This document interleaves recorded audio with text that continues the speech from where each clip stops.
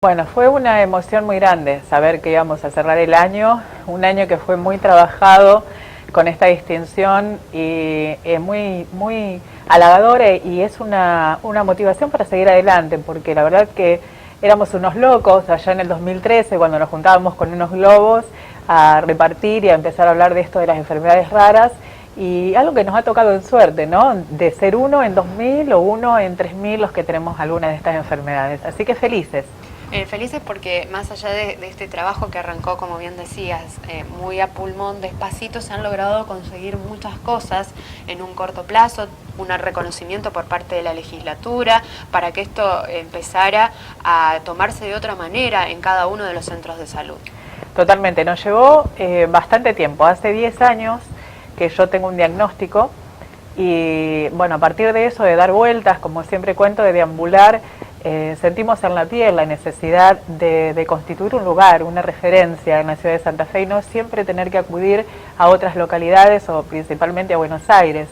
Y la última reunión que insistimos muchísimo fue con la ministra de Salud, Andrea Uboldi, y allí le planteamos la necesidad de constituir una unidad de referencia que va a estar en el CEMAFE, y ella nos dijo, bueno, preséntanos un proyecto, díganos cuáles son los casos que hay en Santa Fe, y nosotros la voluntad política la tenemos, así que depende del trabajo de ambos. Así que nos llevó unos meses, esto fue en mayo, y tuvimos que redactar el proyecto, y bueno, se hizo realidad, se materializó ahora con esta unidad de referencia y también con el apoyo de legislatura para que Santa Fe tenga la adhesión a la Ley Nacional de Enfermedades Poco Frecuentes. Pero a la par de esto yo siempre considero que hay que hacer acciones, ¿no? Porque hay un día a día de pacientes y de personas que distan mucho de los tiempos legislativos.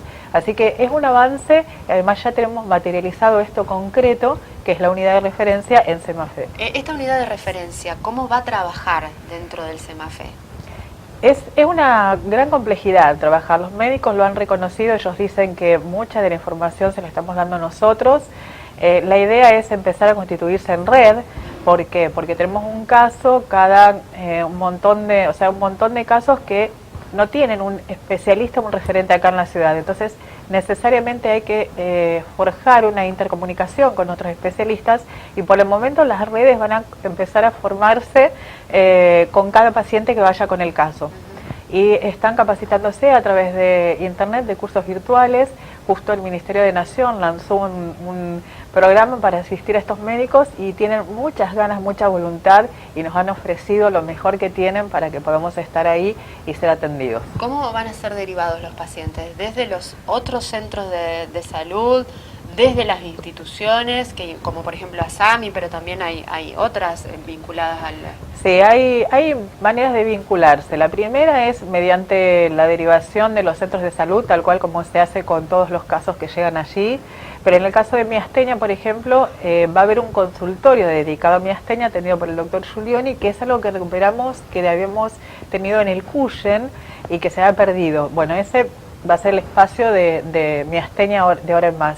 Y el resto de las personas que van al centro de salud van a tener la necesidad de ser derivados y después directamente van a ser atendidos ahí para darle la medicación, o sea, no van a tener que trasladarse. Lo bueno que tiene, lo que logramos nosotros, es que las personas con enfermedades raras y miastenias, si tienen que hacerse estudios, no tengan que estar cada un mes yendo para poder llegar a un diagnóstico de lo que tienen, sino que ese día se le hagan todos los estudios pertinentes, así ellos ya arman la carpeta y se van a su casa con el tratamiento indicado. Esa es la idea. Evelyn, la pregunta es, bueno, si los centros de salud son los que van a derivar en general, ¿cómo los centros de salud están capacitados para detectar estas patologías que no siempre son tan evidentes en el diagnóstico? Yo creo que es un tiempo de maduración en el sistema de salud. Santa Fe ha hecho hincapié en la atención primaria de la salud, y en este caso creo que lo van a poner en práctica con las enfermedades raras, y ellos van a, primero, como ya te digo, van a aprender del paciente, porque no lo ven todos los días, están empezando a hacer este proceso de migración, inclusive el tema de la medicación, que es tan específica, empezar a derivarla, pero todo está pensado en la salud del paciente, todo está pensado en que no se empeore su condición clínica por los excesos de tiempos, de consultorio en consultorio. Entonces va digamos que está en crecimiento. Esta unidad tuvo su lanzamiento el martes pasado con una jornada de neuromusculares y allí estuvo muy concurrida, cosa que nos alegró un montón porque hay gente que ya muestra un interés absoluto en ver cómo se tratan y bueno, y principalmente en varias migraciones, no solo del centro de salud al CEMAFE, sino de los niños que están con enfermedades raras, que han transitado ya su etapa hacia ser adultos en el Alasia y ahora tienen que pasar a la atención clínica como adultos. Esa migración también se va a dar, así que va a ser un trabajo que nos necesita a todos. Por lo que mencionás, en esta unidad no solamente se va a atender en los casos que lleguen y se le va a dar todo, va a ser lo más expeditivo posible en cuanto a estudios y medicación, sino que también se van a dar estas charlas que se necesitan para que en los distintos centros de salud también se esté alerta en el diagnóstico. Exacto, la información es la reducción de la incertidumbre, decimos nosotros, así que los médicos todos tienen que estar al tanto porque la cosa es estar alerta, la pesquisa es fundamental, la exploración clínica, el saber que si el paciente viene con un recorrido de otros lugares, ya tiene que estar visualizando la posibilidad de estar ante algo raro. Y cuando tenga, por ejemplo, un diagnóstico o una presunción, saber con quién consultar. Entonces la idea en el CEMAFE es tener este grupo de médicos que está constituido. ¿De cuántos profesionales hablamos? Y tenemos al paciente, tenemos al doctor Ríos, que es el doctor, digamos, el líder del grupo, tenemos una doctora clínica, fisiatra, tenemos asistente social y de poquito se van a ir incorporando. O sea que se van a abordar todas las aristas de los pacientes. Pero esto surge porque nosotros le llevamos la iniciativa y nosotros somos los que queremos que modifiquen la realidad de las personas, ¿no? O sea, es muy importante lo que ha sucedido, porque antes no había un sitio ni un lugar de referencia. Entonces, empezar a trabajarlo juntos y esta propuesta de vengan, siéntense, díganos ustedes quiénes son, dónde están y nosotros acá tenemos estos recursos y trabajamos en conjunto. Así que genial. Recién mencionabas el tema de la medicación. En el caso de miastenia sabemos que muchos de estos medicamentos venían del exterior, algunos casos se producen aquí en el país, pero ¿cómo ha impactado todo este tema del aumento del dólar en la llegada de estos medicamentos? ¿Se están suministrando con regularidad? En el caso de miastenia tenemos el programa nacional. Nosotros a principios de este año que está por terminar mandamos una carta al presidente de la Nación diciéndole que necesitábamos la seguridad de que en el contexto de recortes el programa no iba a ser tocado porque es una medicación de vida, ¿no? El paciente que no la toma no puede vivir. Y él nos mandó la respuesta diciéndonos que el programa se iba a mantener, así que hubo un par de demoras, pero el paciente la está recibiendo. Hay otras medicaciones que no, que son complejas y que son para otros pacientes y que esas tienen demoras porque vienen del exterior.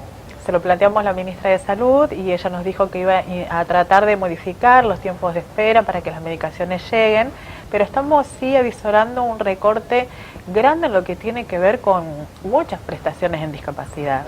Así que hoy, por ejemplo, que es el Día de la Persona con Discapacidad, creo que el leitmotiv va a ser no el ajuste en discapacidad. Nosotros en Santa Fe distamos de esa realidad, estamos como en otro contexto, pero a nivel nación, todos los que son la gente de Incluir Salud está padeciendo, la gente que tiene los centros de día, o sea que es muy grave la situación y creo que esta es una minoría que necesita un apoyo fundamental porque después pueden producir y dar a la sociedad todo lo que en algún momento recibieron. Así que no es una buena medida el recorte en discapacidad ni en medicación, absolutamente. O sea que hoy, más allá de un día de celebración, como arrancábamos la nota, va a ser un día también de replanteos, pero no hacia la provincia, pero sí a la nación y a los legisladores nacionales para que defiendan estos intereses. Exactamente, en ese sentido sí, y le agradecemos a la ministra que nos haya recibido, a la gente que nos viene apoyando, y también queremos destacar que hay cosas para trabajar todavía en el Día de la Discapacidad, que es el reconocimiento, por ejemplo, de la diversidad funcional, que la gente con enfermedades raras no acredita su condición de discapacidad,